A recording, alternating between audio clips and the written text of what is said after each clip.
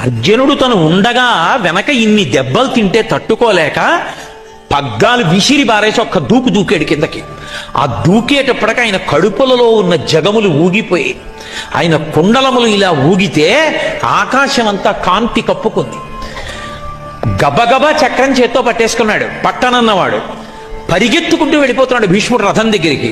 పైన వేసుకున్నటువంటి బంగారు రంగు ఉత్తరీయం జారి కింద పడిపోయింది. అర్జునుడు ధనస్సు విడిచిపెట్టి కిందకి దూకి, బావా బావా, అర్జునుడు చేతకాని వాడైతే కృష్ణ పరమాత్మ చక్రాయుధం పట్టాడని లోకం చెప్తుంది, బావా కోపం తగ్గించుకో, వదిలేయి వదిలేయి వదిలేయి అని వెంటపడి చేయి పట్టుకుంటుంటే, నేను నీ రథంలో ఎదురుగుండా ఉండగా నిన్ను కొడతాడా అంతా?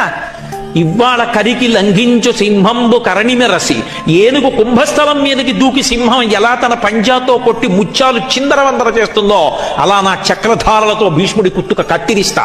ఏమను